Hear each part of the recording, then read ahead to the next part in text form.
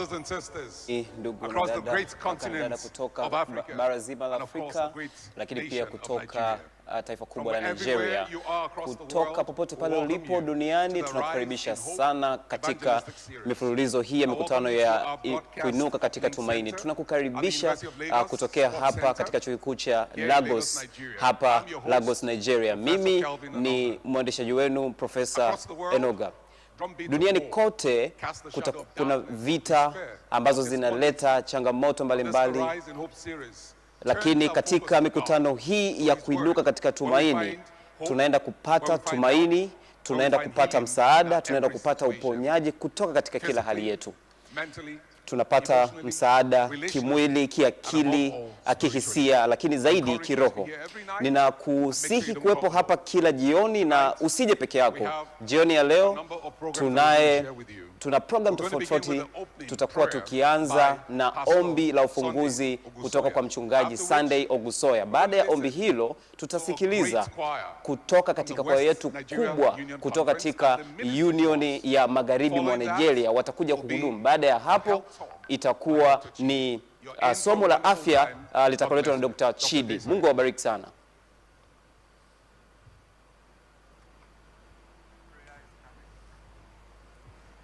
Let's stand as we pray. Tusimame tunapoomba. In your name, Father, we gather this evening. Katika jina lako Mungu Mwenyezi, For the hope tunakusanyika that is hapa beyond human understanding. tukutana na Lord, tumaini we ambalo pray ni that zaidi you ya uelewa bless wa everyone mwanadamu. that is hearing Tunaomba my kwamba voice uweze with the kumbariki hope kila of heaven. mmoja ambaye And anasikia we sauti pray hii kwa that your msaada wa grace will be mbingu. sufficient Tunaomba for us. kwamba neema As yako we go, itoshe. let your Holy Spirit Tunapoendelea, lead. In Jesus' name sauti yako we have isikike katika prayed. jina la Yesu Kristo. Amen. Amina.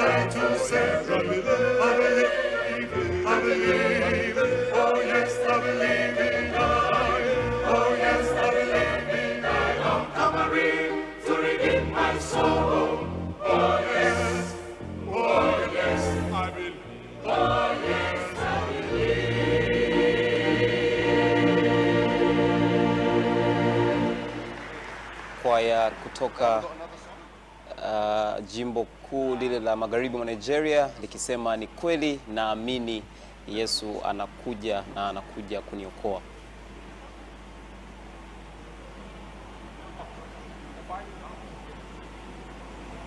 Oh, they're going.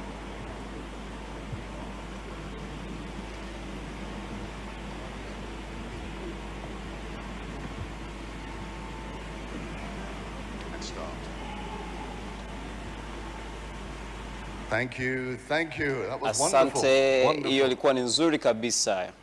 Hello, my name is Dr. Chidi and it's such a Habari, jina langu privilege mimi for me naitwa to be here. Daktari I have Chidi come na nimependelewa from sana the kuweza United kuwepo Kingdom, hapa. but Mimi obviously natokea I've Uingereza, actually lakini kwa come from kweli Nigeria. You know kwa what kweli I natokea mean. kutoka Nigeria na mnafahamu Okay, so nachokizungumza. Sasa every wiki time you hii see me, kila every wakati time you see me, mkiniona this is mimi, not kila working. wakati mkiniona, najua hii haifanyi kazi. Every time you see me, I'm going to be Kila talking wakati about mkiniona how nitakuwa to reverse nikizungumzia a disease. namna ya How kudhibiti to reverse magonjwa, namna ya kudhibiti ugonjwa. Sawa? Now, Sawa? each Sasa, disease I've given a different Kila color. ugonjwa nimeupatia rangi red tofauti tofauti. is heart disease, Nyekundu blood ni pressure magonjwa ya is moyo, here we have the light colors from- msukumo wa damu. Every different color Kila represents a different rangi disease. And tofauti I'm going to tofauti talk to you inawakilisha every time you ugonjwa see me, fulani. I'm going Kila to wakati show you mkiniona how to nitakuwa reverse ninawaonyesha disease. namna ya kudhibiti Today, ugonjwa. we are going Leo to hii focus on tunaenda heart disease kujikita and high blood katika pressure. magonjwa ya If you know moyo, anybody with lakini high pia blood msukumo wa pressure or heart damu. disease, you should Kama be unamfahamu listening yeyote yule closely. ambaye What is heart ana disease? It is ana just pressure, when the arteries ugonjwa wa moyo ni start to nini? narrow. And if Ni the pale tu arteries- ambapo moyo unaanza research kuwa project, what he did, mwembamba he na took some people with kusinyaa. severe heart Katika disease, severe heart utafiti disease, mbalimbali, chest watu ambao na pain. magonjwa And what makali happened, kabisa he ya took them moyo, into his kitu house, ambacho and he just changed na their diet. Now, this means akabadilisha that tu the mlo arteries in wake. their heart Hii inamaanisha are kwamba closing zile up. ateri All kwenye he moyo did wake, was change their diet to a kile ambacho healthy, walikifanya ni plant-based kubadilisha diet. tu And mlo those wake arteries kuwa wa started afya, to open na kwa up kweli again. hizo In fact, you can ateri zake actually zikaanza see kukaa sawa the sawa. Kwa change kweli unaweza in the ukaanza disease. kuona You mabadiliko can see katika on the left, which is ugonjwa before, huo. there's a little Unaweza kink in the ukaona artery kushoto after, jinsi ilivyokuwa that is kabla, lakini pia absolutely open. hapa Now, ilikuwa ni baada normally, ilivyofunguka. you'd need a heart Kwa kweli surgeon to open up your kawaida heart to do something unahitaji like that. daktari This wa is moyo just kuweza done kufungua moyo with a wako. change of diet. Hapa Now, which unaweza would you ukaona prefer? bara A baada surgeon ya to open kubadilisha up your mlo. heart or just to change your diet? Tunaona hapa Absolutely. daktari baada ya Heart kufungua disease is moyo. actually Sasa linked with high blood ugonjwa pressure. wa moyo kwa kweli And for those of unahusiana you na on the pressure continent of ya Africa, juu, high na blood kwa wale pressure ambao wapo is bara right. la Afrika kwa kweli ugonjwa huu This wa number, the systolic, pressure is just the upo kwa maximum kiasi kikubwa pressure that your sana. heart should be in. The diastolic is the minimum when your heart Sasa, is relaxed. una- Why do we get Kwa it? nini sasa Is it tunapata genetic? ugonjwa huu? The great Je, ni wa answer kurithiwa? is, no, it is Lakini not. jibu ni If you go to kwamba your wala si wa doctor kurithiwa. and you say, "Doctor, Kama I've got high blood ukienda pressure," kwa daktari they'll kusema say kwamba to mimi you, nina msukumo wa damu wa juu, essential hypertension. daktari atakwambia kwa Now, kweli what on earth ni, does that ni, mean? ni, ni pressure This is tu ya what juu. doctors do. Sasa madaktari If we ndicho don't ambacho understand wanakifanya hiki. something, Kama we give it a hatuelewi nice vitu long fulani, name and we sound clever. Sa, Essential wakati mwingine tuna, hypertension just means lakini we kiukweli don't know the cause of it. msukumo tu wa hali ya But they juu will hatuwezi tell you kufahamu what the risk maanake ni factors nini, for high blood lakini pressure hawatakwambia is. kwa nini. Now, if you have a family history of Na high kama blood pressure, una, Africa, una, Caribbean, una if familia you're ambayo male, imewahi kuwa na you're msukumo obese, wa if you're damu wa diabetic, juu, if you kama smoke, umewahi you've got lots of salt kupata in your diet, kisukari, you've got kama lots of stress, unavuta, and you don't kama do any una exercise. stress We know na these to ambayo be ni msongo wa mawazo, tunafahamu yote haya ni visababishi, lakini unajua ni kwa nini haihitaji uwe na uelewa mkubwa sana kwamba visababishi ama vihatarishi kwamba ndizo sababu, lakini baadhi ya hivyo havionekani kuwa vihatarishi. Kwa mfano, historia ya familia ya kuwa na msukumo wa juu wa damu imaanishi kwamba naenda kuipata, lakini habari njema ni kwamba wala sio masuala ya kurithi, lakini tu ni mtindo wa maisha. Kama unakula sana, kama haufanyi mazoezi, kwa nini sasa Waafrika na watu kutoka Caribbean wana msukumo hali wa juu wa damu? Kwa nini? Kwa sababu tuna msongo wa mawazo, kwa sababu tuna matatizo makubwa, lakini ni kwa sababu miundo yetu ya mwili, lakini katika hali ya hewa hii, na kwa kuwa unafahamu kwa kweli msukumo wako wa juu unakuwa unazidi kwenda juu. Kwa nini sasa wanaume wanakuwa na msukumo wa juu wa damu kuliko wanawake? Kwa sababu wanaume wanatakiwa kuishi na wanawake, lakini jibu ni kwamba wanawake wana hali fulani ambayo inafanya msukumo wa damu kuwa chini. Sasa pressure ni kama tu kihatarishi tu. Kama kama msongo wako uko juu, lakini pia inafanya pia msukumo wa damu kwenda juu, lakini pia unapata unakuwa katika kihatarishi kuweza kupata kansa. Hii ni gari yangu ya kwanza. Nilikuwa siku zote na maonyo mbalimbali katika sikuwa na pesa kuweza kufanya chochote kile kwa sababu nilikuwa sifahamu vihatarishi ambavyo vinaniambia. Sijawahi kupata maelezo mazuri zaidi ya ugonjwa ni nini kuliko kwenye kitabu hiki cha huduma ya uponyaji ama Ministry of Healing. Ugonjwa wa msukumo wa damu ni kwa sababu tu umekuwa na tundafano maisha, kwa sasa mwili unaanza kupambana nayo, kwa sababu watu fulani wana msukumo wa juu wa damu. Sasa kama una ateri kubwa ambayo inaulisha udongo wako mzuri na baadaye ateri hii inakuwa ndogo, unapeleka kiwango sawasawa cha damu kwenye ubongo, ambacho natakiwa kufanya ni hiyo iweze kuruhusu damu ipite kwa haraka zaidi. Na sasa msukumo wa damu unapokuwa mkubwa zaidi, hiyo inasababisha changamoto. Kama daktari wako hajakupatia dawa za kushusha msukumo wa damu, kwa kweli ubongo wako hautapata msukumo mzuri wa damu. Kwa hiyo hii ndio njia nzuri sahihi, ni ile ambayo ni ya mlo ambao umepanga vizuri, mlo ambao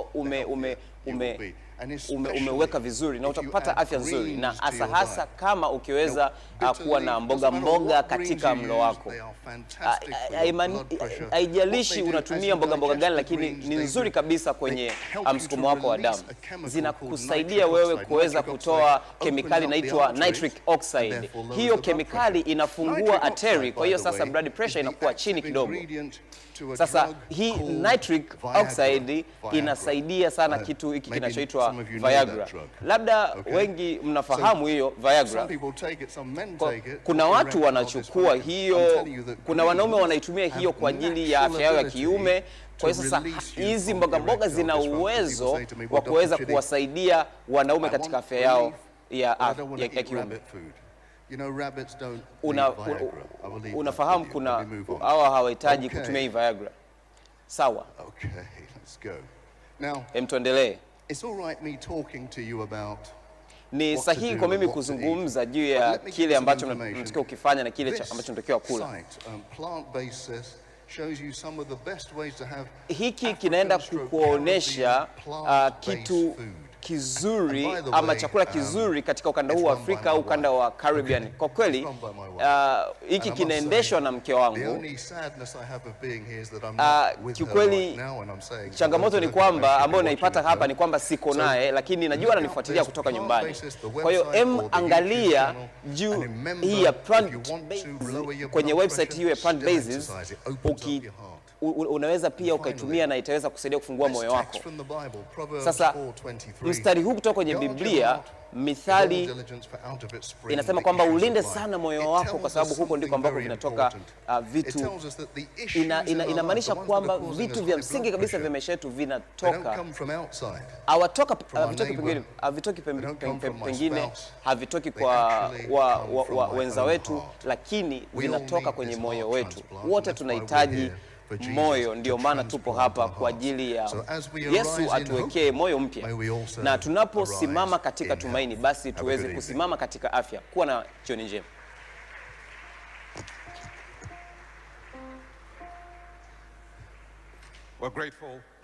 Tunashukuru sana kuwa na Daktari Chidi hapa. Ni mtu ambaye anatafutwa sana kwenye mambo kama haya duniani kote. Kwa hiyo sisi tumependelewa kwa yeye kuwepo hapa kuweza kushiriki na sisi. Hapa tunaenda kupata kitu cha msingi kabisa kutoka kwa watoto, na itakuwa inakuja muda so mrefu. Na mara baada tu ya watoto tutakuwa na dada akituimbia baba yetu. Endelea kufurahia katika programu hii. Mungu akubariki.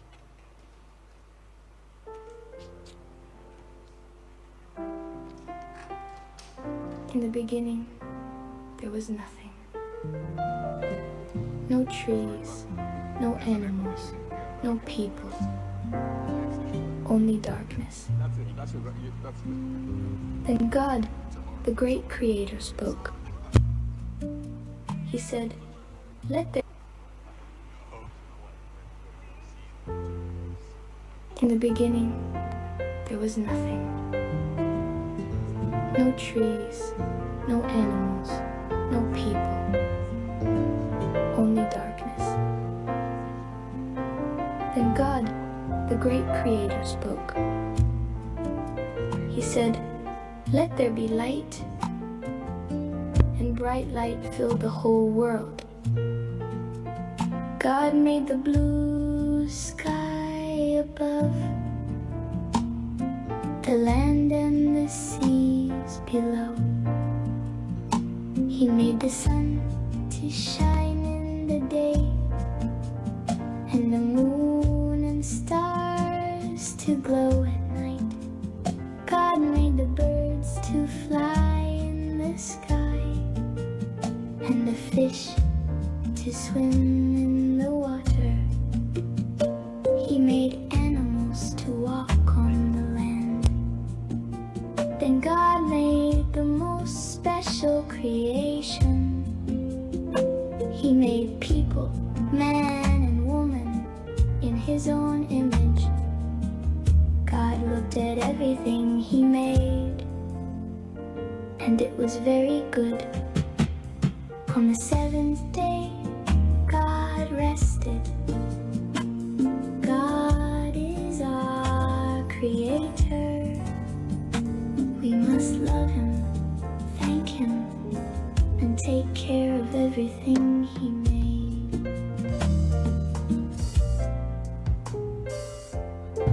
Hello everyone, welcome back to our special program.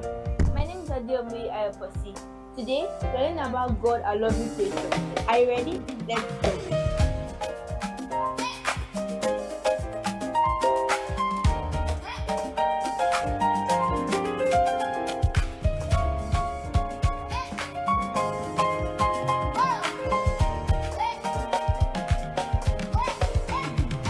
My God is so big, so strong and so mighty, there's nothing my God cannot do. My God is so big, so strong and so mighty, there's nothing my God cannot do.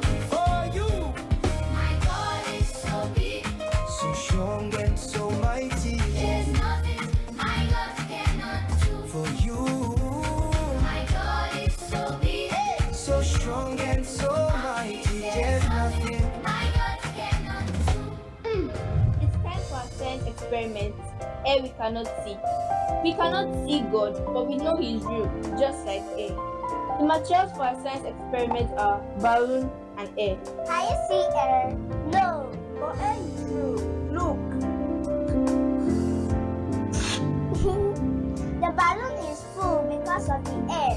Even though we cannot see it, we cannot see God, but we know it's true, just like the air. But we can see what He has made: trees, animals, and you and me. God is real and is our loving creator. God created humans, animals, and plants. He also gave man wisdom to make robots, build houses, and do many things. But God is the main creator because He created the whole world with the words of His mouth.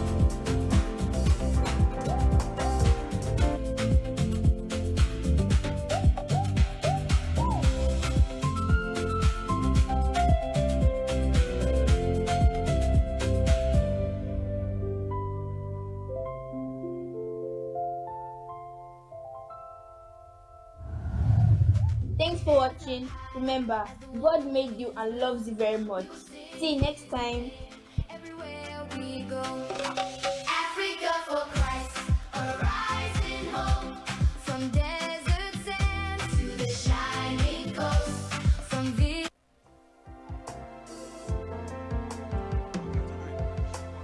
Ilikuwa ni program ya watoto ikijaa maudhui ya wimbo ukisema kwamba Mungu ndiye muumbaji wetu. Hallelujah. Hallelujah. Can we have Sandra?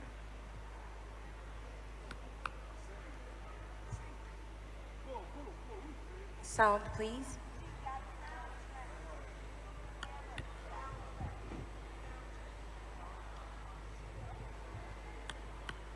The song I'll be doing it's just it's a prayer, and it's supposed to lift our hearts up. Wimbo ambao nitaenda kuimba ni ombi, na utakuwa ukiishi ndani ya kila mmoja wetu, kila mmoja aweze kuungana na Baba, awe kama Yesu, aweze kufanya kusudi lake hapo ulimwenguni.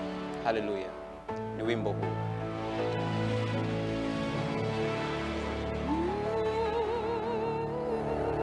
Lord, I want to be like Jesus in my heart. Lord, I want to be like Jesus in my heart. In my heart. In my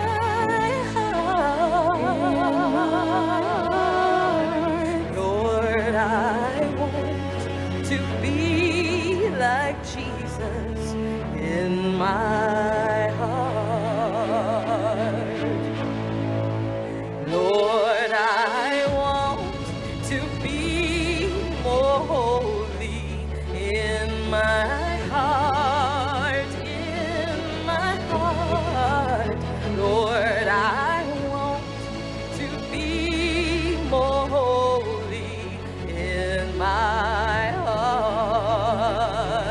Let's sing this part together. In my heart. In my heart. Lord, I want to be more holy in my heart. We come before you, Jesus, the Father, the Son. We want to be more like you. We lift our hearts to you.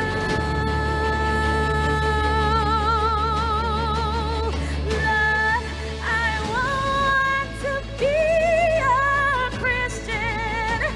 Lord, I want to be like Jesus.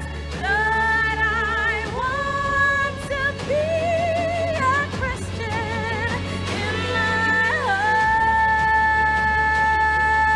heart. Lord, I want to be more holy in my heart.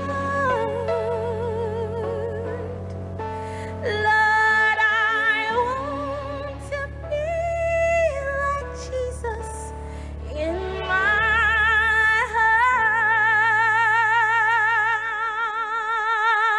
heart. Amen. Na Amen. amina. I'd like to thank Naya for that excellent Nimshukuru sana dada Naya Up next we're kwa gonna have, uwasilishaji huo mzuri. Anayefuata prayer. sasa tutakuwa na ombi. Coming up for the prayer Na anayekuja kwa ajili ya is ombi Elder George ni Ekwake. mzee He will George give us wake, the atakuwa intercessory prayer akitupatia ombi la upatanisho kwa wakati huu. Shall we all stand up as we pray? Naomba tusimame tunapoenda kuomba. Father, we want to thank you so Baba, much for your tunakushukuru kwa upendo love and for wako. your kindness. Tunakushukuru pia kwa wema wako. The hour has come Wasaa umefika for your servant ili mtumishi wako aweze kuwasilisha ujumbe usiku wa leo. not ashamed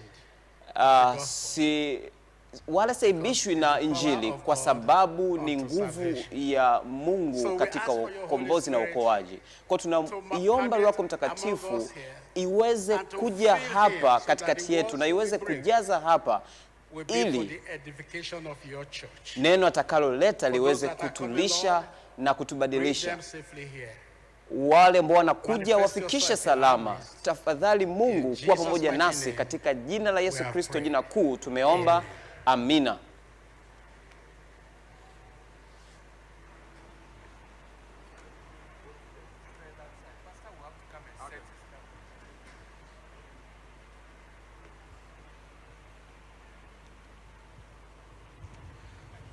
In a short while, muda si we'll be mrefu listening to the message tutakuwa tukisikiliza from the man of God. ujumbe kutoka But kwa before mtu wa then, Mungu. we'd like to Lakini remind you kabla that we have ya hao, audience nataka kukumbusha that is kwamba online. tuna wafuatiliaji Every ambao program that we wapo do here is mtandaoni. live streamed Kila and can program be ambayo found iko on various hapa social media inarushwa platforms. moja kwa moja na inaweza And we ikapatikana would like you kwenye to know mitandao ya that there's kijamii, a na natamani QR muweze code kufahamu that you kwamba can kuna scan kodi or be on the maalum screen ambayo right now to unaweza provide you ukaiscan access to all the na platforms, whether it's itakupatia YouTube, kila WhatsApp, mtandao wa kijamii ambao Facebook, mtandao huu or whatever programu hii platform inarushwa, you're mtandao convenient wowote ule And ambao for those wewe of unatamani our kuweza audience kutumia. online, Na we'd like kwa to wale hear ambao from you. wanatufuatilia mtandaoni, Are you tunatamani finding kusikia the kutoka reception? kwenu.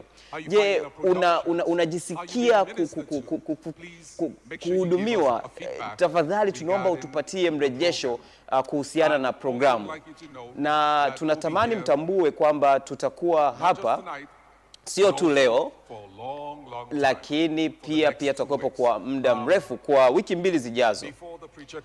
Kabla ya mhubiri ajaja, nitatambulisha muda si mrefu, tutakuwa tukisikiliza uimbaji kutoka kwa dada Gail Murphy, na mara baada ya hiyo itakuwa sasa ni fursa yangu kuweza kuwapatia kitu ambacho kimetafutwa sana, mtu ambaye amepakwa mafuta, mtu wa Mungu kutoka katika kiti cha rehema mbinguni, na huyu ni mzungumzaji wa kimataifa, ni kiongozi wa kimataifa.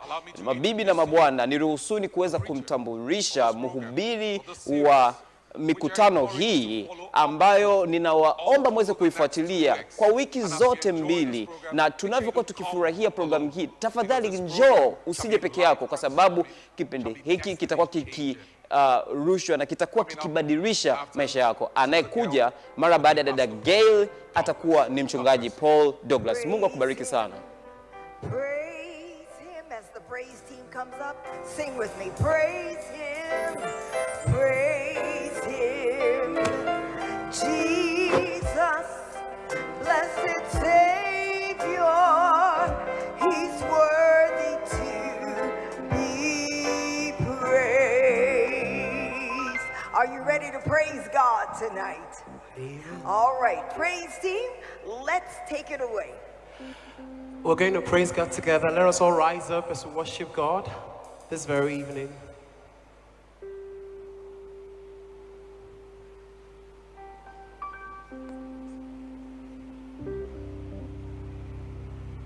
Let's tune our hearts to the throne of grace as we worship together.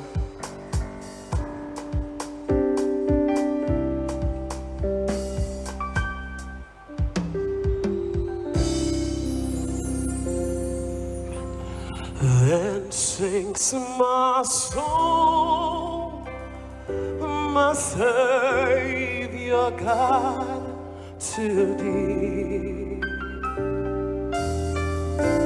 How great thou art,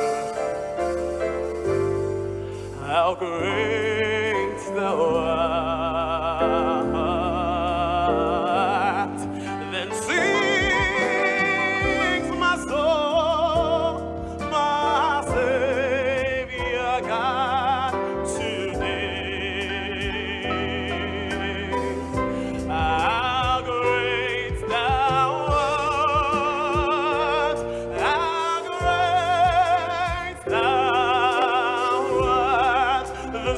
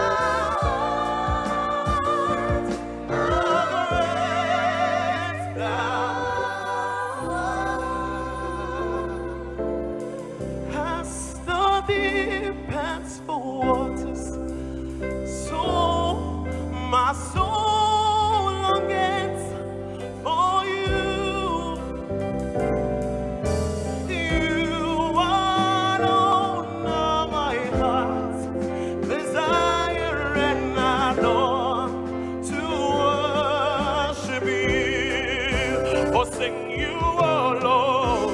Alone, I must rest. You alone, oh Lord. May my spirit live. Desire and I long to worship you. Akaya, Jehovah nemema, Olu ebubeya, Keneruari nememna. Isi kendwe, Kenani atata. Akaya, Jehovah nemema. Jehovah nemema.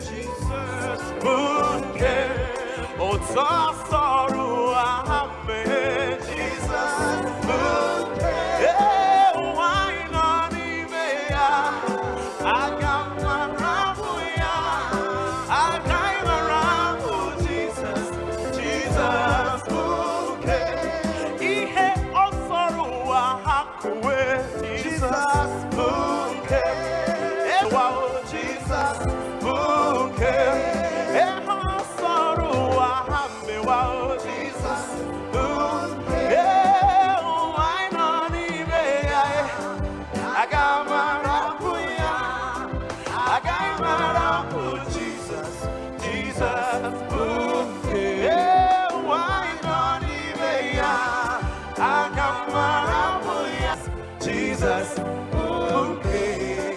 It's all over me. It's moving me around. It's moving me around. It's moving me around. It's all over me. It's moving me around. Oh, it's moving. It's all over me.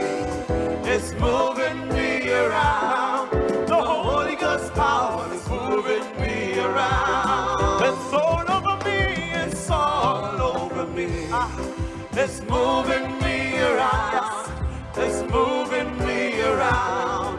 It's moving me around.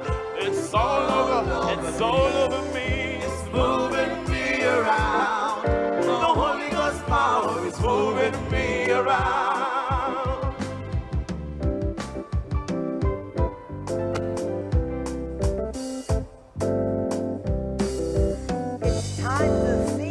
Our theme song now. I'm glad you're on your feet. Those of you who are joining us online, I hope you learned this song. It says, all our hope is... ninajua kwamba mnatambua kwamba tumaini letu lote lipo kwake Yesu Kristo.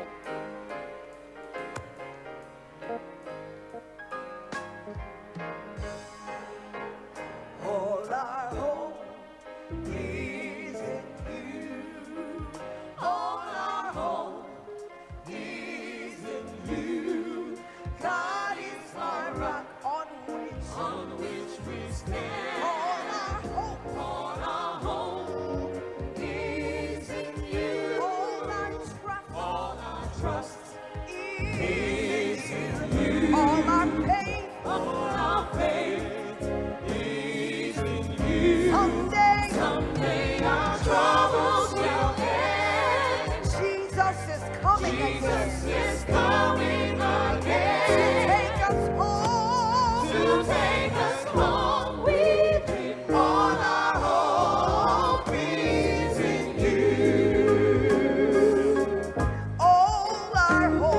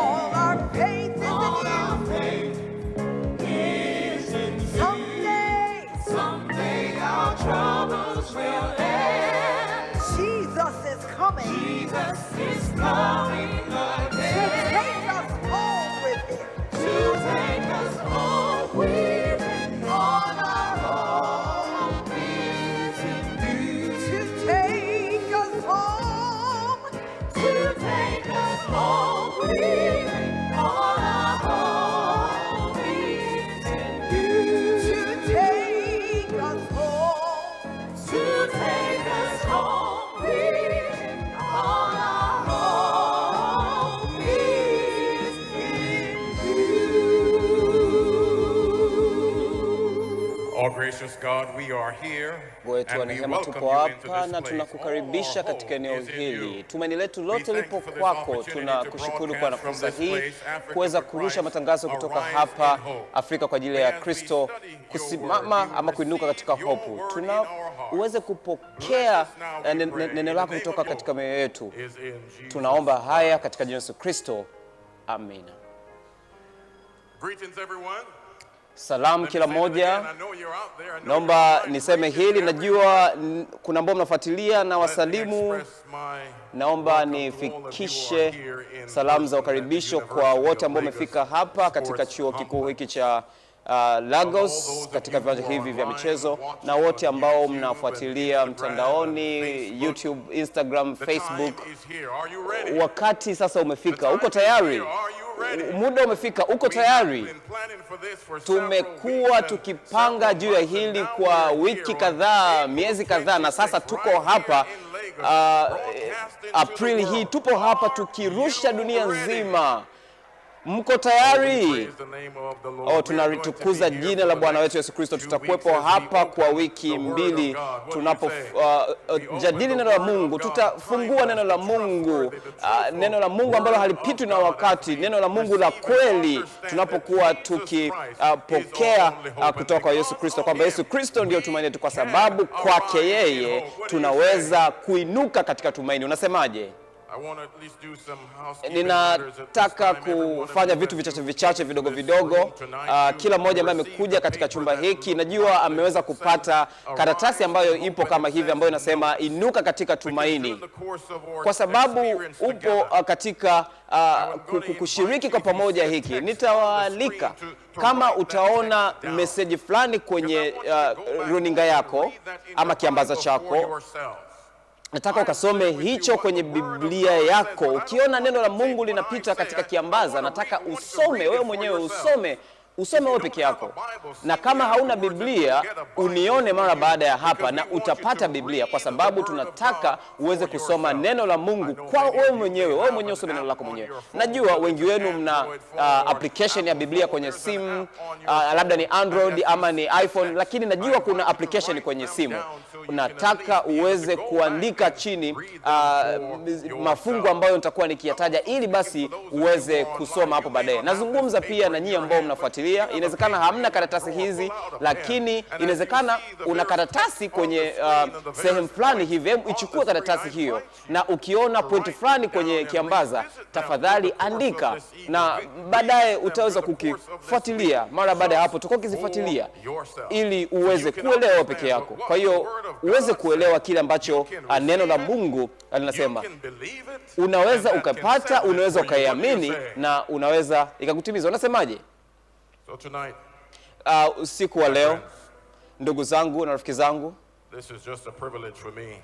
Kwa kweli huu ni upendeleo tu kwangu kuweza kuwa na ninyi hapa. Tumepanga kwamba na sasa tunasubiri Roho ya Mungu aweze kuongoza hapa. Tuna mipango yetu, tumeandaa, tumeomba, sasa tunasubiri tu Roho ya Mungu iweze kuongoza hapa. Na leo hii, popote pale ulipo, ninaamini na ninaomba kwamba utaruhusu Roho wa Mungu aweze kuongoza katika moyo wako, na kwamba uweze kufanya maamuzi kwa ajili yake yeye pekee, kwa ajili yake pekee, ambapo unaweza kupata tumaini. Leo somo letu ni rahisi sana, wala sina haya. Naomba niseme tena hili, mimi sina haya. Mimi sina haya. Na kama unafuatilia mtandaoni, hebu sema mimi sina haya. Uwe popote pale kwenye gari yako, hebu sema mimi sina haya. Mtu seme tena, mimi sina haya.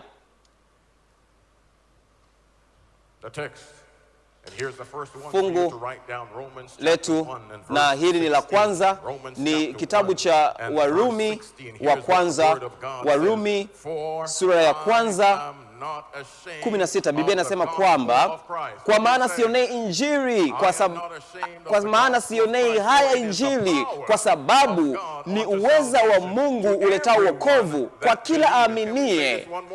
Tuseme tena, kwa maana sionei haya injili, kwa sababu ni uweza wa Mungu uletao wokovu kwa kila aaminie. Marafiki zangu, kuna mwanga katika hakuna kitu cha kuona haya. Kuna vitu baadhi nimevifanya havijanifurahisha sana, na kwa kweli nimesikitishwa na niliaibika sana kwa kufanya hivyo vitu. Kwa vitu nimevifanya, vitu ambavyo kwa namna tofauti katika maisha, vitu ambavyo kwa kweli tunaweza tukawa tumepata aibu fulani hivi. Kwa wachache inawezekana labda ni vitu ambavyo wamevifanya, labda pale ambapo walikuwepo, labda kile kitu ambacho wamekisema ambacho hawakupaswa kukisema, kwa kweli waliaibishwa. Lakini kuna wengine ambao wanasema labda wanaaibishwa namna ambavyo wanaonekana, lakini kuna wachache wanasema namna ambavyo wanaonekana waliweza kupata waliweza kubadilisha miili yao. Lakini kuna wengine wanaweza kutumia tu makeup fulani hivi kuweza kujibadilisha na kudhani kwamba hawaonekani vizuri. Lakini kuna wengine ambao watabaki nyumbani kwa sababu hawataki kuonekana nje, hawataki kuonekana na wengine. Wanaona haya mengi sana kwenye maisha ambayo yanatufanya tuweze kuona kama tumeaibishwa. Lakini kuna wengine ambao wanaona haya kwa pale tu ambapo wanaishi. Wengine wanakaa sehemu fulani ya jiji, lakini wanatamani wangekaa sehemu nyingine ya jiji. Wengine wanakaa kwenye maeneo mabaya kabisa, wanatamani wangekaa kwenye maeneo mazuri. Wengine wanakaa kwenye eneo fulani la mto, lakini wengine wanatamani kukaa upande mwingine wa mto. Wanaona haya sio tu kile ambacho wamekifanya, lakini wanaona haya kwa pale ambapo wanaishi. Lakini kuna wengine ambao wanaona haya pale ambapo mambo kwenye maisha yakienda kinyume kabisa. Labda ndoa zao zimevunjika, mwanaume azungumzi kwa mwanamke, watoto wazungumzi kwa wazazi, mahusiano yaliyovunjika. Wanaona haya na wanasikitishwa kwa sababu ya vitu ambavyo vinatokea kwenye maisha. Lakini pia wanaibika wanapopoteza kazi.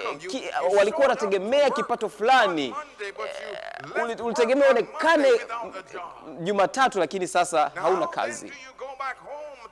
Unarudi sasa nyumbani kumwambia mwenza wako, unaenda kumwambiaje nyumbani kwako?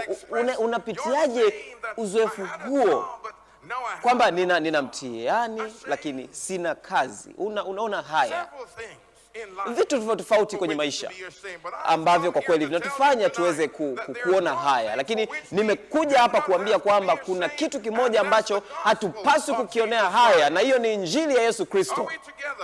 Tuko pamoja, injili ya Yesu Kristo. Neno linatuambia kwa maana sionei haya injili. Sionei haya injili ya Yesu Kristo, kwa sababu ni uweza wa Mungu uletao wokovu kwa kila aaminie. Kwa hiyo rafiki zangu, tunapoangalia fungu hili ambalo Mtume Paulo anaandika kanisa kwa Warumi, tunaangalia katika mstari huu na tunaelewa kwamba kama basi sionei haya injili, inamaanisha siogopi kujulikana kwamba mimi ni Mkristo. Sioni haya kutambulisha kwamba mimi ni wa Kristo. Mimi sioni haya kuunganishwa na Kristo. Sioni haya kumuita Yesu Bwana. Mimi sioni haya kumuita Yesu Mwokozi wangu. Sioni haya kutambulika kwamba mimi ni wa Kristo. Sioni haya kuweza kuwa wa Kristo. Sioni haya kuwa na Yesu Kristo. Tunaona kwamba neno linasema sioni haya injili. Sionei haya injili. Sionei haya injili ya Yesu Kristo. Lakini pia sehemu ya pili ya fungu hili inasemaje? Inasema ni nguvu ya Mungu iletayo wokovu. Marafiki zangu, injili ya Yesu Kristo ina nguvu. Tunaweza tukasema hiyo. Injili ya Yesu ina nguvu. Nguvu ya wokovu. Nilikuwa nazama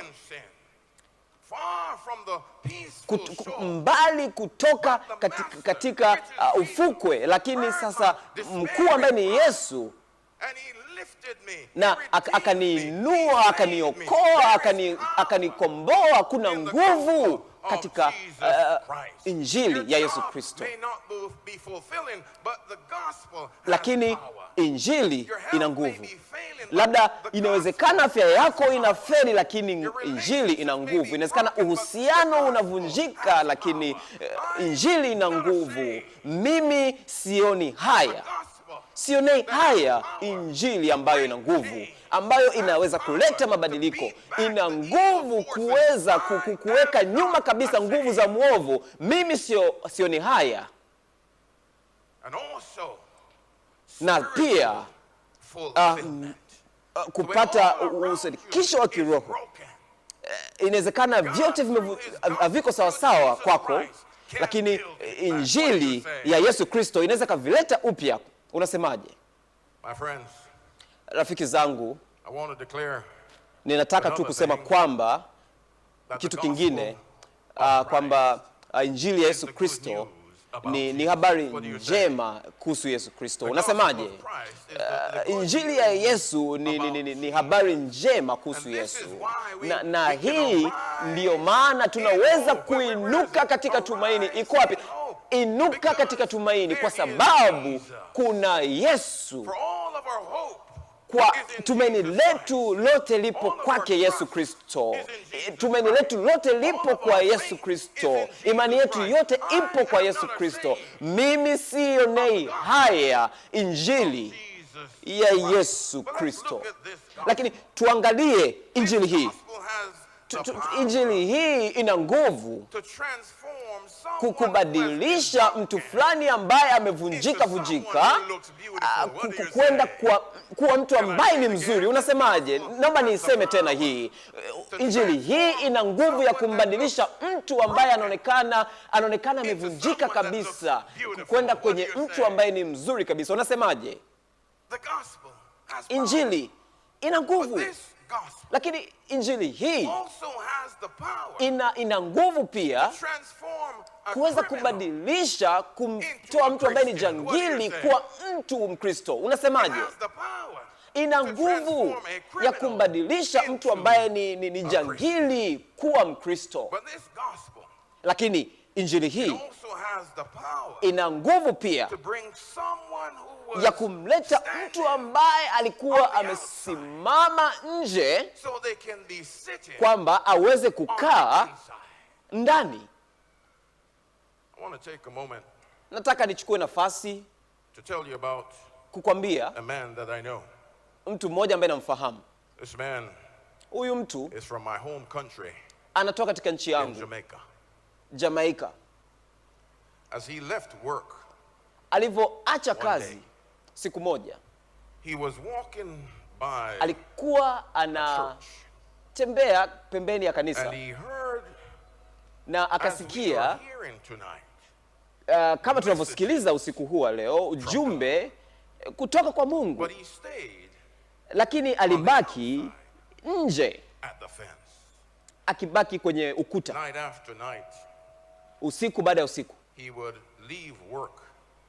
angetoka kazini na kuja kwenye mlango wa kanisa, na kwenye ukuta ambapo alisimama angeweza kumuona mhubiri akiwa amesimama mimbarini.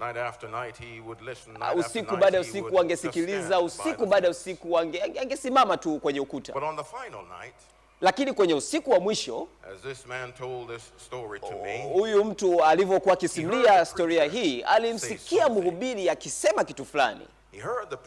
alimsikia mhubiri akisema kwamba kama kuna mtu anaifahamu sauti yangu, ameisikia sauti injili hii na hajamkubali, kwa kweli atakufa. Alisema ilikuwa kama ni risasi ambayo ilitoka kwenye mimbari moja kwa moja kwenye moyo wake. Alitoka,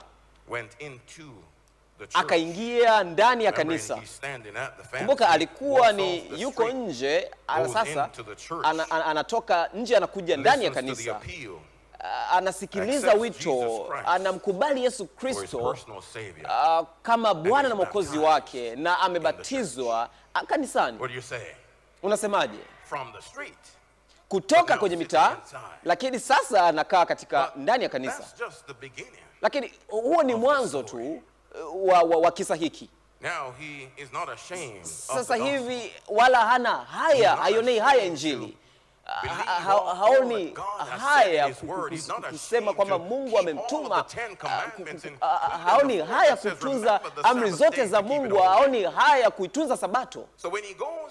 Kwa hiyo anapoenda kufanya kazi asubuhi Jumatatu, anasema alimwambia bosi wake kwamba mimi siwezi kufanya kazi siku ya Sabato, siwezi kufanya kazi siku ya Jumamosi, kwa sababu sasa nimemkubali Yesu Kristo kama Bwana Mwokozi. Ninatakiwa kumtukuza na kumwabudu siku ya Sabato, wala sio Jumapili, sio Jumatatu, sio Jumanne, sio Jumatano, sio Alhamisi, sio Ijumaa, lakini siku ya Sabato. Kwa hiyo anamwambia bosi wake, na bosi wake anasema hata kama nikikupa dola milioni 1 hautakuja kufanya kazi. Na huyu jamaa anavyoambiwa, anamwambia bosi wake, mimi sitakuja kwa sababu ninaamini kile ambacho Mungu amekisema, na hilo linamaliza yote. Hiyo ni sehemu ya pili tu ya kisa. Sasa hivi amepoteza kazi yake. Sasa hivi hana sehemu ya kuishi, yupo tu mitaani pale Kingston, Jamaica.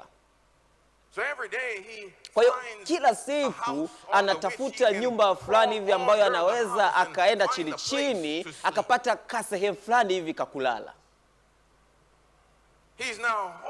Sasa hivi hana sehemu ya kuishi, lakini pia ana njaa pale pale Kingston. Na siku moja anaona kitu fulani pale chini, anaangalia kulia, anaangalia kushoto, anaangalia kwenye njia kwa mbele, anaangalia chini ya njia, anaichukua ile biskuti, anaila kama kifungua kinywa. Hiyo ndio chakula chake cha mchana, na hicho ndicho chakula chake cha siku. Huyu ni mtu ambaye alikuwa hajaionea haya injili ya Yesu Kristo. Anaamini kile ambacho Mungu amekisema na anaenda kufanya kile ambacho Mungu anakisema. Lakini anavyoishi bila kuwa na makazi na akiwa na njaa pale Kingston, siku hii ananiambia kwamba alisikia sauti kwa wazi kabisa ikisema, nenda katika shule kwenye mji fulani wa Mandeville, ilikuwa inaitwa West Collins. Alinyanyuka ambapo alikuwa analala pale usiku ule. Kisha sasa akapanda kwenye basi akienda Mandeville, kwa sababu sauti ilimwambia nenda Mandeville, nenda kasome theology na kisha uwe mchungaji. Aliweza kutii, akaitii sauti, akafika pale, anafika pale Mandeville, anachukua ile programu. Huyu ni mtu ambaye alikuwa amesimama nje tu, alikuwa amekaa kwenye ukuta, na maisha jinsi yalivyokuwa, miaka fulani baadaye, miaka kadhaa baadaye, anarudi kutoka kwenye kanisa, kurudi kwenye kanisa lile kuwa mchungaji kwenye kanisa lile. Unasemaje? alikuwa amesimama nje ya ukuta, sasa anakaa ndani na sasa hivi anahubiri kwenye mimbari. Unasemaje? Mimi sionei haya injili ya Yesu Kristo. Kisa cha bwana huyu kama ambavyo ilikuwa kimesimuliwa kwangu mimi, imekuwa ni mvuto sana kwenye maisha yangu. Kwa sasa hivi tunaweza kuelewa kwamba Mungu alimtuma Yesu Kristo kwamba tuweze kuwa na wokovu. Mungu alimtuma Yesu ili tuweze kutoka nje ya ukuta, tuweze kukaa ndani ya kanisa. Mungu alimtuma Yesu kwamba tuweze kukaribishwa, lakini leo hii tunahubiri neno lake. Mungu alimtuma Yesu. Ni nguvu hiyo, rafiki zangu, kwa ajili ya wokovu. Tutazame zaidi. Na hapa ndipo ambapo unatakiwa kuchukua karatasi yako, na kama uko nayo nyumbani kwako, chukua karatasi fulani, uandike kitu chini. Kwa nini Mungu alimtuma Yesu duniani? Tunapaswa kuelewa swali na tujibu hili swali. Kwa nini Mungu alimtuma Yesu? Kwa nini tuna injili hii ambayo inapatikana kwa Yesu pekee? Hii ni pointi ya kwanza. Mungu alimtuma Yesu kuweza kurekebisha uhusiano na kurudisha uhusiano kati ya wanadamu na uungu. Kama umeelewa hiyo, msema amina. Mungu alimtuma Yesu kuweza kurejesha. Msema tena, rejesha uhusiano kati ya wanadamu na uungu.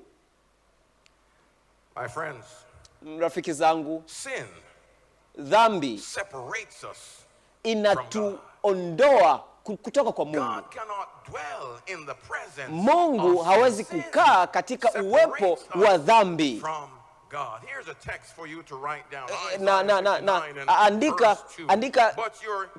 Andika Isaya 59:2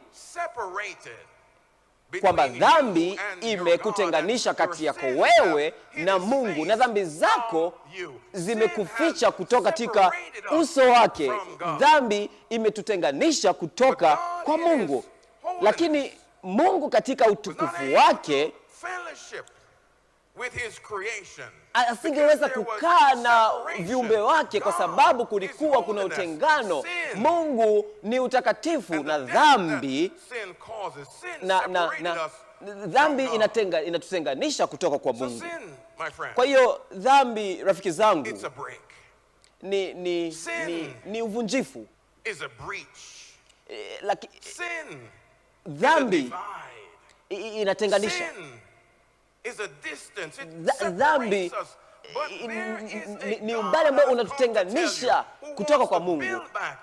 Mungu amekuja kutuambia na kurejesha kile ambacho kimevunjika. Anataka kujenga kile ambacho kimevunjika, kile ambacho kimetolewa na kile ambacho kimefutika, anakuja kukirejesha kupitia Yesu Kristo. Mungu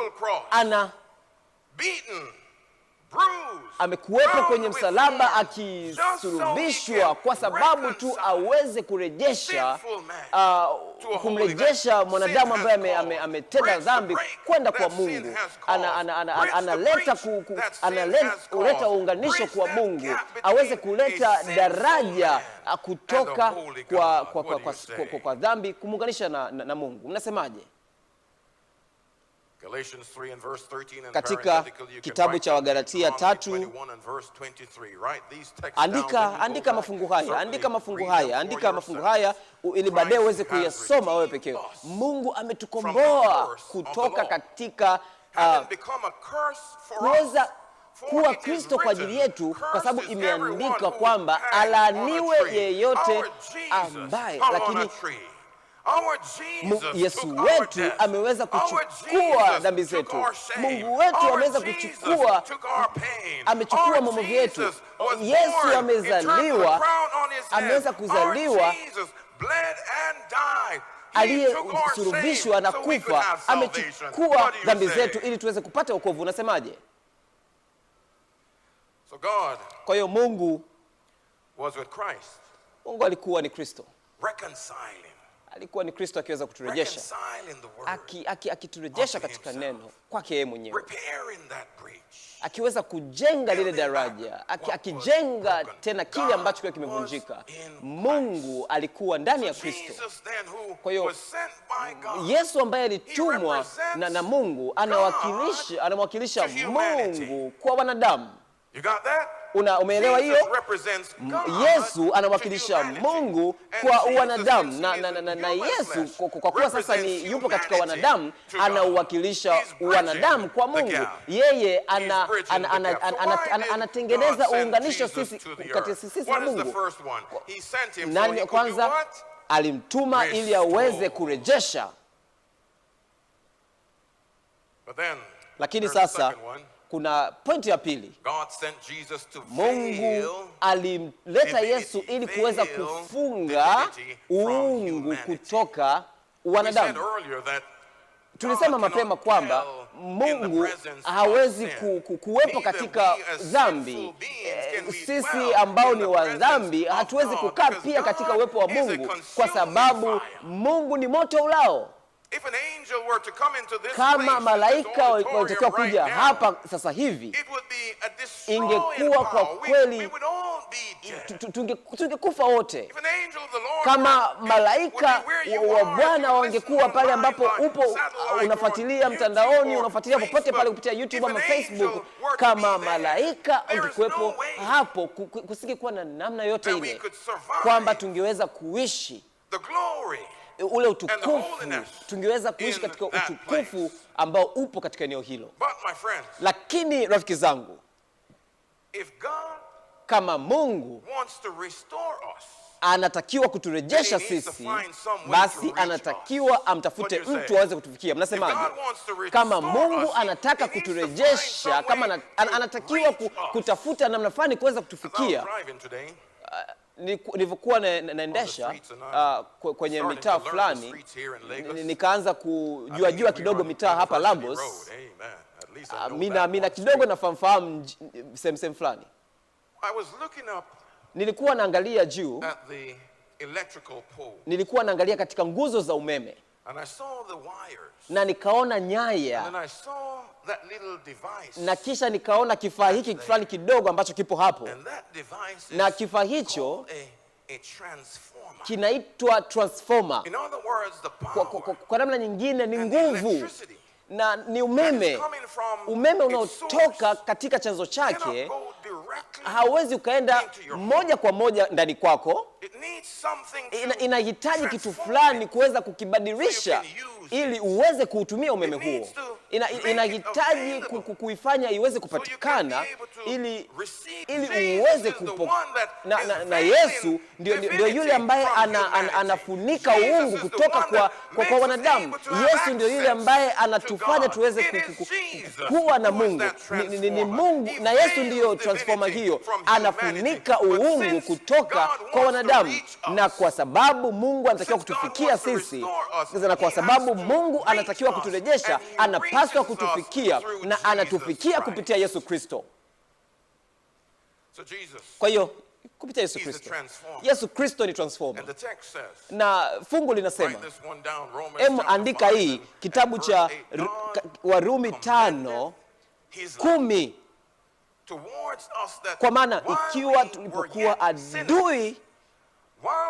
tulipokuwa adui, tulikuwa hatufahamu, kipindi tulikuwa hatujui kama kuna uwezekano wa wokovu, kipindi tulikuwa hatujui kama kuna wokovu fulani, lakini Mungu alimtuma Yesu kutufia. Na kwa sababu ya hilo,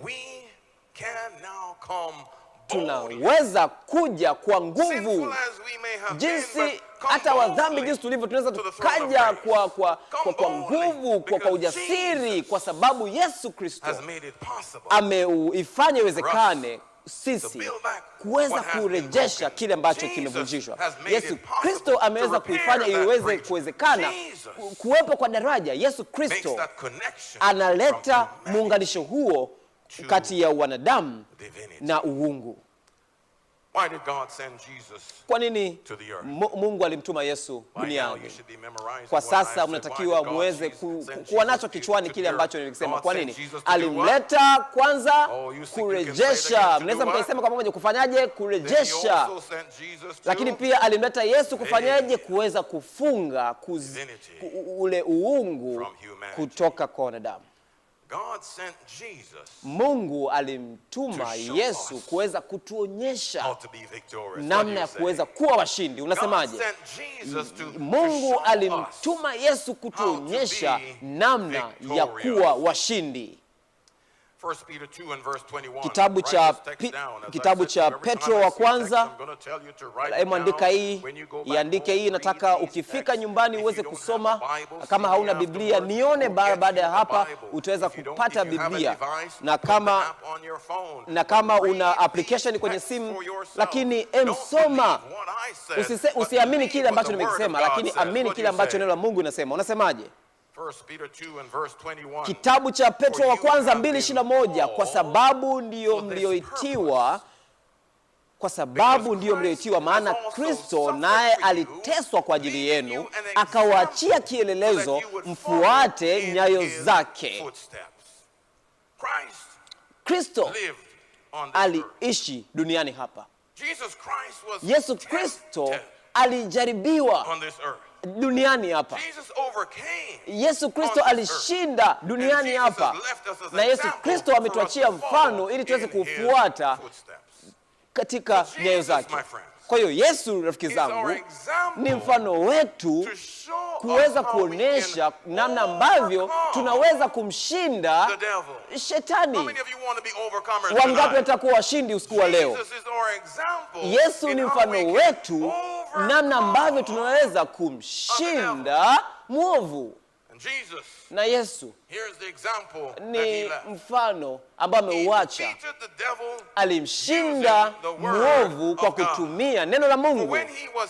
Kwa alipokuwa akijaribiwa, alitegemea ukuu wa Mungu, mamlaka ya Mungu, kwa kusema maana imeandikwa, maana imeandikwa.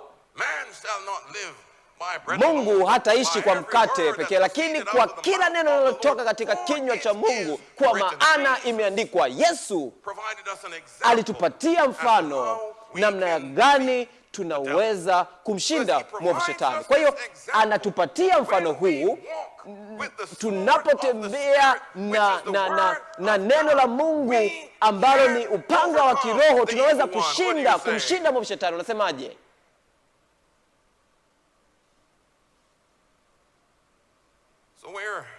Kwa hiyo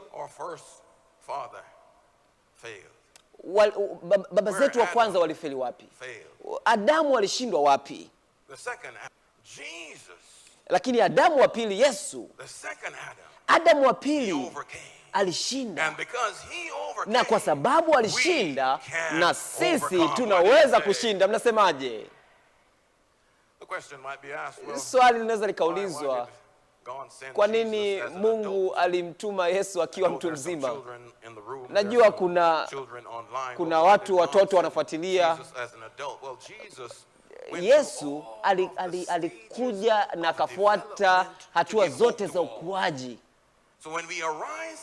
Tunapoinuka katika tumaini, sio tu kwamba ni wakubwa watasimama katika tumaini, watoto pia wanaweza wakainuka katika tumaini. Watoto pia wanaweza kwa sababu alikuwa ni mkubwa. Lakini pia wale vijana miaka 10 wanaweza wakasema alijaribiwa kama mimi.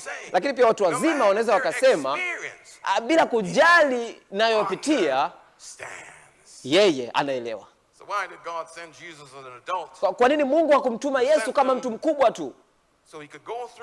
Alimtuma ili aweze kupitia. Kwa nini hakumtuma kama mtu mkubwa tayari? Alimtuma ili aweze kupitia hatua zote za ukuaji, ili kila mmoja aweze kupata tumaini. Kwa nini Mungu alimtuma Yesu duniani? Kwanza alimtuma He sent him to do what? kurejesha. Alimtuma kufanya nini? Alimtuma kufanya nini? Kurejesha. Lakini alimtuma kuweza alituma pia kuweza kutuonyesha sisi namna ya kuweza kuwa washindi. Lakini mwisho alimtuma kuweza kutusaidia. What do you say? Mnasemaje? What do you say? Mnasemaje? God sent Mungu alimtuma Yesu atusaidie tuweze kuwa washindi. Hebrews chapter 2, here's another text. Kitabu cha Waebrania wa pili, kwa sababu Yesu mwenyewe aliweza kuteseka. Yesu aliweza kuwasaidia wale ambao walijaribiwa. Ngoja niwe karibu. Yesu mwenyewe aliteseka alipojaribiwa, wala hakuna jaribu ambalo Yesu hakulipitia. Aliweza kulipitia na akalishinda. Lakini Biblia inasema, soma katika kitabu cha Waebrania 2, Yesu anaweza kuwasaidia wale ambao wanajaribiwa. Kwa Mungu alimtuma Yesu kuweza kuturejesha kwake. Alimtuma Yesu kuweza kufunika ule uungu kutoka kwa wanadamu. Alimtuma Yesu kuweza kutuonesha kwamba namna tunavyoweza kumshinda muovu, lakini pia alimtuma Yesu kutusaidia katika safari yetu. Mnasemaje? Kwa hiyo rafiki zangu, Yesu sio tu kwamba anatuonesha namna ya kuwa washindi, lakini anatusaidia pia kuwa washindi. Hiyo ni sawa sawa? Atuonyeshi tu namna ya kuwa washindi, anatusaidia namna ya kuwa washindi. Mwaka 1992 kulikuwa kuna kijana mmoja anaitwa Derek. Alikuwa amejiandaa kutoka mwaka 1988 mpaka mwaka 1992 kwa ajili ya mashindano ya Olimpiki kule Barcelona. Hii ilikuwa ni ndoto yake, kuweza kukimbia mbio hizi katika Olimpiki, kukimbia dhidi ya wote ambao walikuwa wamejiandaa na kuwa kati ya wale ambao wangeweza kuvuka mstari wa mwisho. Alikuwa amejiandaa, alikuwa ameshafanya yote ambayo ilitakiwa kufanya, na hii ilikuwa ni siku sasa. Ilikuwa ni mbio moja zaidi kabla hajafika kwenye mbio ya mwisho, na anakimbia mbio hii. Anaendelea kujitahidi kujiandaa. Yuko vizuri, anaonekana vizuri tu. Anaweza kashinda na kufika kwenye finali. Amejiandaa vizuri, anakimbia vizuri. Lakini anapokata kona, alijisikia kitu fulani, anajisikia kitu kipo kwenye miguu yake, na kwa wakati huo alijua alikuwa katika changamoto. Maandalizi yote hayo kwa wakati huo mmoja tu imekuwa changamoto. Lakini alisema, kama naweza nikamaliza mbio hizi, kama tunaweza nikafika kwenye mstari wa mwisho, bado itakuwa ni vizuri kabisa. Kwa hiyo akaanza kuchechemea, akaanza kuchechemea kuelekea kwenye mstari wa mwisho, akishikilia mguu wake. Lakini baba yake ambaye alikuwa kwa watu wanaotazama, akimtazama mwanae anapambana kufika mstari wa mwisho. Baba akiwa sehemu wa kuangalia, akawavuta pembeni wale walinzi, akakimbia akitaka kwenda kumsaidia kijana wake kuweza kufika mstari wa mwisho. Nitaenda kumshika mpaka atakapofika mwisho. Sisi rafiki zangu, Sisi are the ones who we're trying sisi to ni make wale it. ambao tunajaribu kufika But mwisho, we have some sins that lakini easily tuna beset dhambi us. ambazo We zinaturudisha are the nyuma. ones who- we're struggling Sisi ndio with wale life. ambao tunapambana na God maisha, lakini sent his Mungu son alimtuma Yesu Kristo mtoto show wake us, but also to help us kutusaidia across the finish line. What do you kuweza say? kufika katika mstari wa mwisho. Mnasemaje? My friends, Rafiki zangu, I'm not ashamed mimi sioni haya, of the gospel sionei haya injili of Christ. ya Kristo, For it is the kwa power sababu ni nguvu of God ya Mungu unto salvation iletayo wokovu to everyone kwa kila mmoja who believes. anayeamini. My friends, Rafiki zangu, I told you niliwaambia about a man that I kuhusiana na mtu ambaye in namfahamu Jamaica. kutoka kule Jamaika. His name was Jina Reuben. lake ni What I Ruben. didn't tell you, Kile ambacho his name sikuambia, was Reuben Douglas. jina lake ni Ruben Douglas.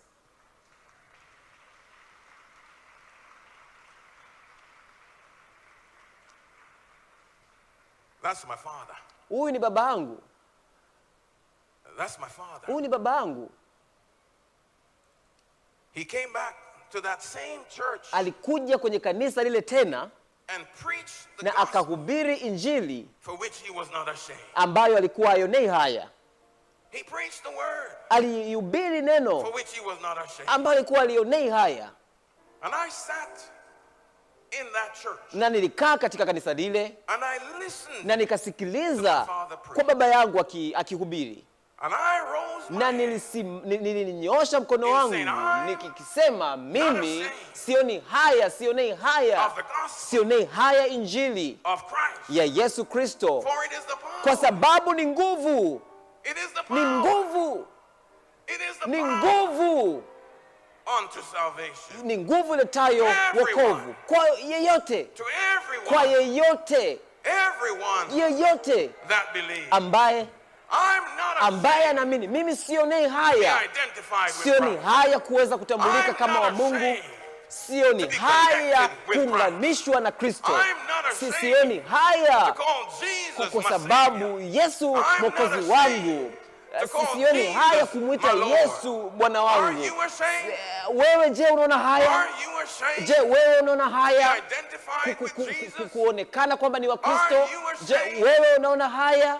Are you Je, ashamed? wewe unaona But haya? here's what the Bible says. Amini kile ambacho Biblia inasema, For whoever kwa is sababu ashamed yeyote of me ambaye ananionea and haya my words, na neno langu, of him the Son of Man will be kwake ashamed yeye pia when he mwana wa comes Adamu atamwonea haya atakapokuja and katika his utukufu wake. fathers and of the holy angels. I am not ashamed. Mimi sionei haya.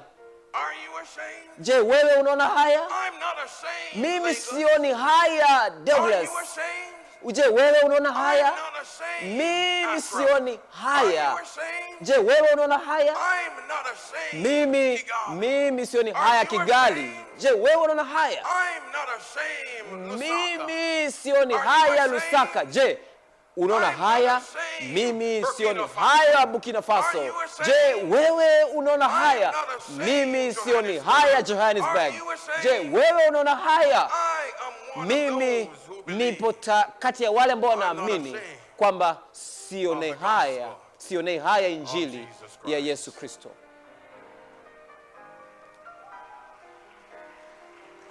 Oh, that's why I am not ashamed of the gospel of Jesus Christ. No, I am not afraid to be counted,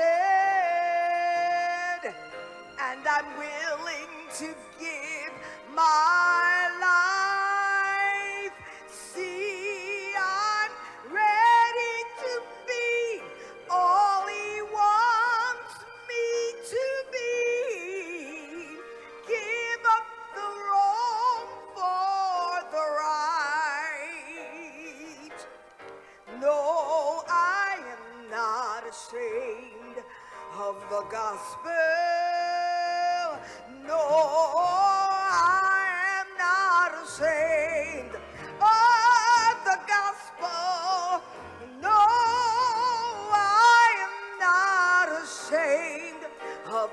gospel of Jesus. We are not ashamed. We are not ashamed of the gospel of Jesus Christ. For we have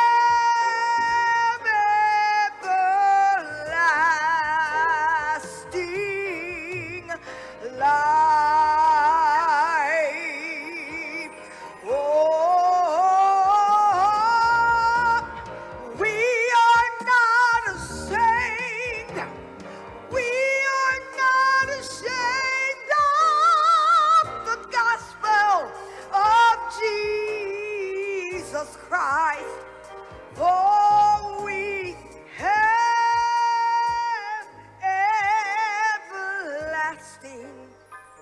everlasting life. I'm looking for some people tonight who are not ashamed of the gospel of Jesus Watafuta Christ. watu jioni ya leo ambao hawana haya na injili ya Yesu Kristo. Kama auionei haya injili ya Yesu Kristo, simama kama unatazama kupitia YouTube, popote pale ulipo. Kama unaendesha gari, toa moyo wako na useme kwamba sionei haya injili ya Yesu Kristo. Mungu anaona, nyosha mkono wako, sema kwamba sionei haya injili ya Yesu Kristo. Alimtuma Yesu ili kuweza kurejesha, lakini pia shukuru siku hii kwamba Mungu alimtuma Yesu kutusaidia. Sionei haya injili kwa sababu ina nguvu, ina nguvu kwenye wokovu kwa kila mmoja.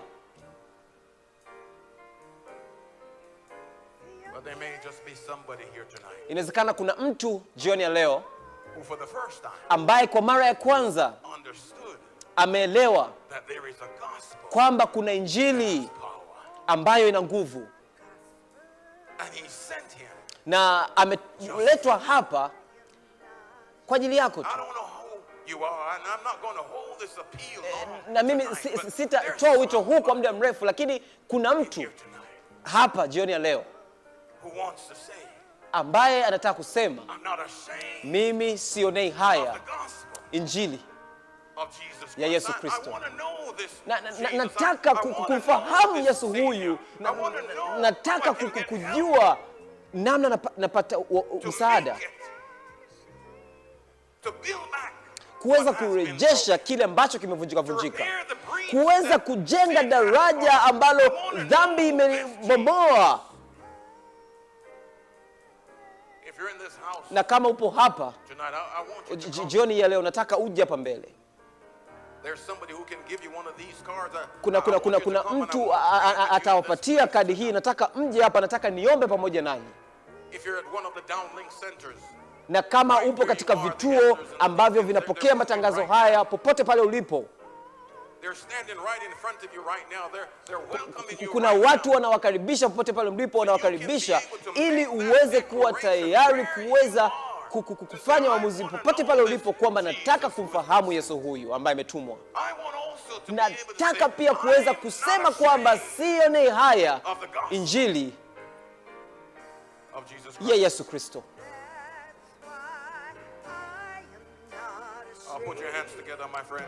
Basi kuna wakati wa kusema kwamba nataka kumfahamu Yesu huyu.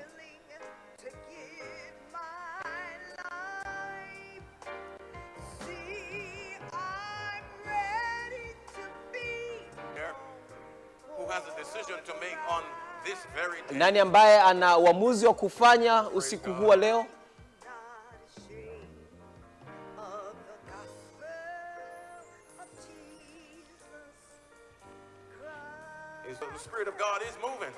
Roho wa Mungu yupo hapa. Roho wa Mungu yupo hapa, na tumeomba juu ya neema ya Mungu. Hata wale ambao wapo kwenye vituo vinavyopokea matangazo haya, nataka wale ambao wanaosema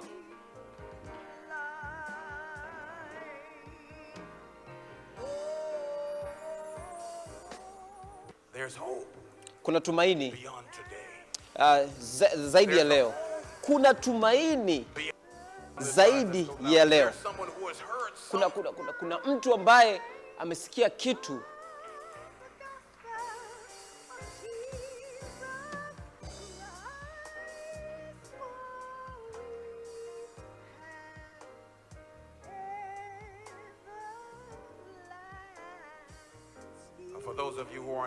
Na kwa wale ambao wanafuatilia mtandaoni, na kama kuna kodi unaweza ukaiskani hii QR code unaiona kwenye runinga yako, na unaweza labda unataka maombi, labda mtu fulani aje kunitembelea, nataka kumjifunza zaidi Mungu. And if that person Jesus to show us the God who sent Jesus to Mungu ambaye alimtuma Yesu kuja kutusaidia ili tuweze kumaliza mbio hizi. I'm not ashamed. Mimi sionei haya. Is there yet? Kuna yeyote yule mtu mmoja? Is there yet? Kuna yeyote yule One more. mtu mmoja? Sister Gail, Dada Gail, ambaye kuna mmoja ambaye anasema kwamba sionei haya, najua ambapo nimekuwepo, najua ambacho nimefanya, najua vitu fulani nimefanya, lakini Mungu alimtuma Yesu Kristo kunisaidia na kunionyesha na kuhubiri, kuweza kujenga, kuturejesha sisi kwa Mungu.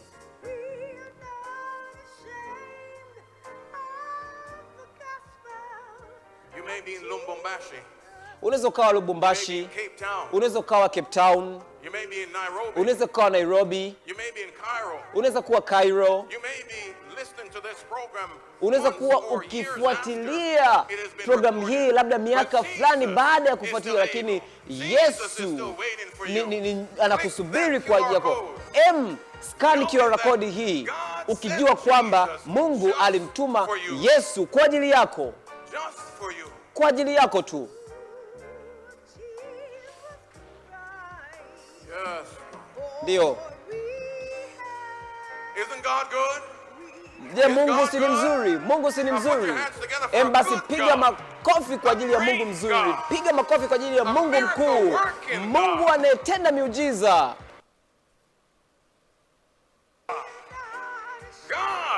Mungu ni mwema.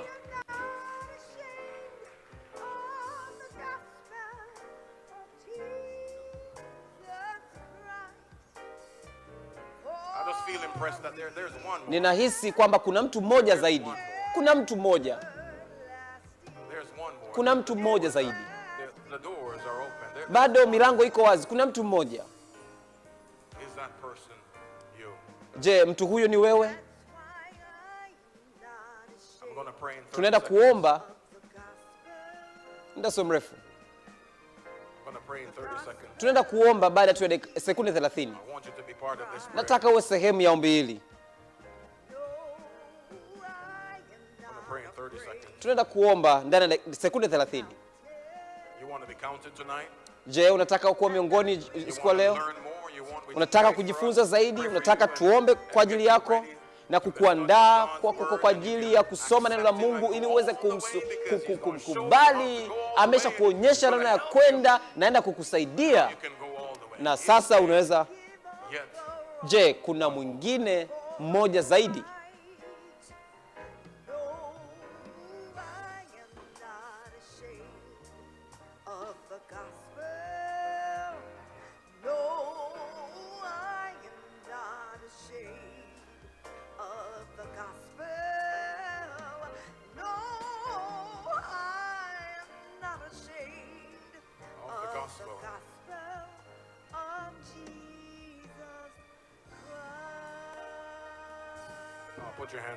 Basi tupige makofi kwa Mungu wetu mkuu. Mungu wetu mwema. Hakuna kama wewe. Wewe ni Mungu wetu. Tunakushukuru jioni ya leo kwa kumtuma mwanao Yesu Kristo. Amezaliwa katika zizi. Aliishi maisha, akainuliwa, katika msalaba, just so ili tu we could be reunited. tuweze kuunganishwa tena na wewe. Oh Mungu, tunakushukuru sana. We thank you for Jesus. Tunakushukuru kwa ajili ya Yesu We Kristo. thank you for your miracle Tunakushukuru working kwa ajili ya nguvu yako itendayo muujiza. Tunakushukuru kwa nguvu ambayo inaweza ikaleta tofauti katika maisha yetu. We thank you for the power Tunakushukuru kwa nguvu ambayo inaweza ikampiga mwovu shetani nyuma. We thank you for Tunakushukuru kwa msaada that you will give us ambao utatupatia ili tuweze kushinda na kufika mwisho. Lord, your sons and Mungu, your daughters have watoto wako na mabinti zako tumekubali wito usiku wa leo katika chumba hiki usiku huu wa leo, lakini katika maeneo yote ya Afrika na zaidi. Ninakuomba kwamba Mungu uweze kukubali kujitoa kwao. Tunakuomba Mungu kwamba uweze kuwabariki. Tunakuomba Mungu kwamba uweze kumwaga roho yako juu yao, na kwamba Mungu waweze kusikia uwepo wako pamoja nao. Tunakuomba Mungu uweze kuwaonesha mfano wa kuweza kutegemea neno lako. Tunaomba Mungu kwamba utawasaidia katika njia zao, na waweze kusema, mimi sionei haya injili ya Yesu Kristo, sionei haya injili kwa sababu nimeona nguvu ambayo imekuwa katika maisha yangu kupitia wokovu. Asante sana Mungu. Asante kwa kuwa Mungu wetu. Tumaini letu lote lipo kwako wewe. Matumaini yote yapo kwako. Imani yetu yote ipo kwako. Tunakushukuru Mungu. Tunashukuru kupitia jina kubwa kuu la Yesu Kristo. Watu wa Mungu waseme amina.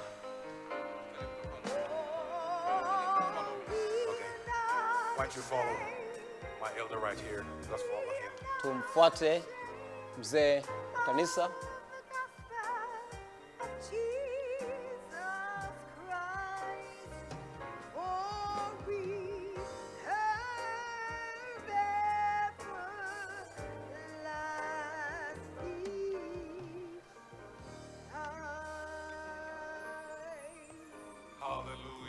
Hallelujah. I said hallelujah. Nimesema hallelujah. What an awesome time. Kwa kweli tumekuwa na muda mzuri kabisa tukiwa na Mungu siku huu leo. Sema nimebarikiwa usiku wa leo, nimebarikiwa usiku wa leo. Sionei haya, sioni haya. Hallelujah. Na hii kwa kweli ni kionjo tu, ni mwanzo tu huu. Na ninawahakikishia kwamba hii ndivyo ambavyo itaenda kuwa kwa wiki hizi mbili zinazokuja. Kwa wote ambao mko hapa, kuachana na wote ambao mko hapa ambao mnafuatilia, kwa wale ambao wanafuatilia kwenye vituo mbalimbali, nataka kusikia kutoka kwenu. Wote ambao mnafuatilia mtandaoni, tusikie kutoka kwenu. Mnaonaje programu zetu? Mrejesho wenu ukoje? Mnafanya maamuzi gani kupitia ujumbe huu? Tutumieni ujumbe, tupatieni mrejesho. Tunataka kusikia kutoka kwenu. Kutumia mtandao wote ule, tunataka kusikia kutoka kwenu. Kesho itakuwa pia ni siku nyingine nzuri kabisa katika uwepo wa Mungu. Hapa eneo hili wakati huu katika mtandao huu. Na kesho tutakuwa tunasikia ujumbe mwingine mzuri kabisa kutoka kwa Mungu. Je, Biblia inaaminika? Hakikisha kwamba haukosi siku zote, na usije peke yako. Hakikisha kwamba unakuja na marafiki. Njoo na mtu fulani katika safari hii ili uje katika kipindi hiki cha kubadilisha maisha. Na muda huu nipende kualika mchungaji mwenyeji aweze kuja hapa aje kutupatia ombi la kufunga, kwa sababu mara baada yake tutakuwa pia na kitu fulani kwa ajili yako.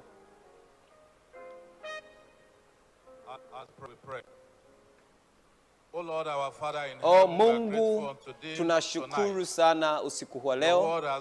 Neno lako limekuwa umekuja kwa nguvu. Tunakushukuru kwa ajili ya mtumishi wako mchungaji Douglas, kwa namna ambavyo umemtumia leo hii. Tunaomba Mungu Mwenyezi kwamba umjaze na Roho yako Mtakatifu, na kwamba sisi wote ambao tumesikiliza ujumbe huu usiku wa leo uweze kutupatia mwanzo mpya. Tusaidie tusione haya Injili, na tunavyoenda nyumbani kwetu, tunaomba kwamba malaika zako waweze kuwa pamoja nasi, kwa wote marafiki zetu ambao wapo Afrika lakini dunia nzima ambao wamesikiliza ujumbe huu. Ninaomba kwamba tupatie neema yako kuwepo hapa kesho tena tunapokuwa tukiendelea na mifululizo hii. Tunaomba urejeshe nguvu ya mtumishi wako ili kesho kuweza kuwa na nguvu ya kuleta ujumbe. Asante Mungu, hii ni ombi letu kwa sababu tumeomba kupitia Yesu Kristo jina kuu. Amina.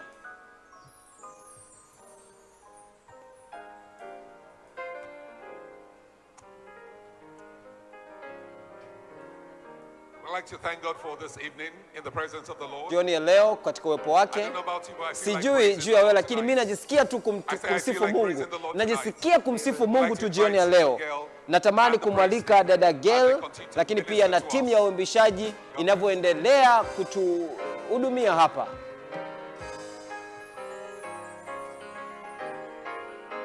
All our hope is in you. Tumaini letu lote lipo kwako. Tunaenda kuimba wimbo wa mkutano na tutafanya zaidi kumsifia Mungu.